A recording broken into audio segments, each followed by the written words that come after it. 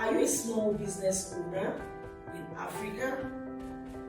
Then this question is for you. Have you been the victim of fraud attacks by your employees, your customers, or your vendors? Then this video is for you. My name is Adesola Osuji, and I am a counter fraud expert with over 20 years of experience. In the last 20 years, I have supported small, medium, and large-scale industries in the financial services space, payment services, legal services, manufacturing, and the not-for-profit sector in fraud prevention, fraud detection, investigations, and managing their fraud risks. I am an authorized trainer of the Association of Certified Fraud Examiners, ACFE, which is the largest body of counter-fraud experts globally. I am also a non-executive board member of the Africa Academy for Counter-Fraud and Anti-Corruption Studies, which is a university-grade higher institution focused on academic learning, research, and service in the area of fraud and corruption prevention. I am here today to share with you a few tips on fighting fraud in your small business. Let us start by understanding what fraud is. There isn't really any single definition that embodies all the dimensions of fraud, but there have been attempts over time to define fraud. What is important for you as a small business owner is to understand that fraud usually involves an intentional misrepresentation or misstatement to induce someone to act or omit to act for their own benefit or to the detriment of others. Put very simply, fraud is deception for benefit.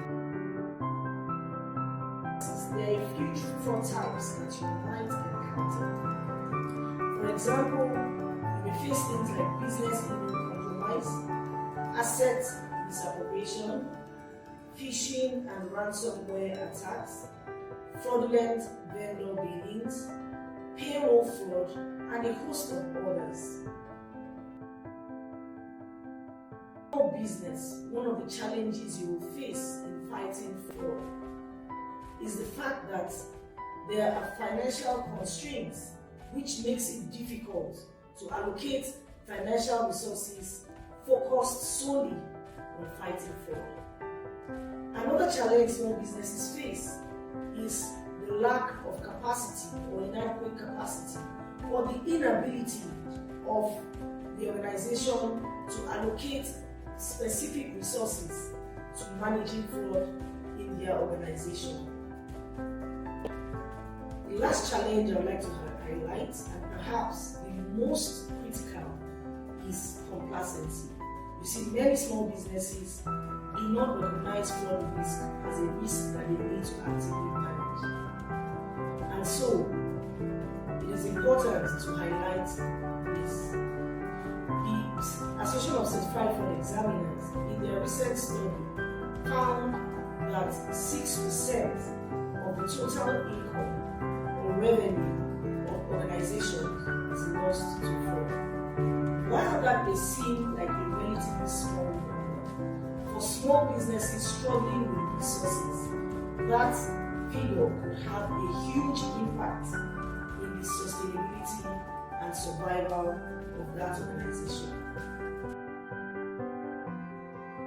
What are a few things you can do as a small business owner facing these challenges to prevent fraud in your organization?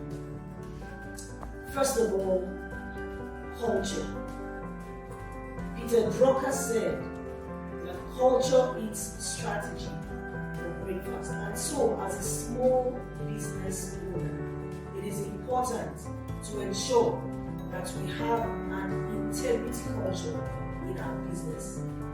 While this may require some financial resources and commitment, it is probably the cheapest way to prevent fraud in your organization. And when we're talking about building an integrity culture, we're talking about setting the right tone at the top and putting those policies and processes in place to ensure that fraud is not occur. Secondly, as a small business owner, we need to ensure segregation of duties. You see, in the internal control universe, many controls exist, but perhaps the most important for a small business is segregation of duties, particularly because there may not be enough people to ensure the requisite number of layers to ensure controls are in place.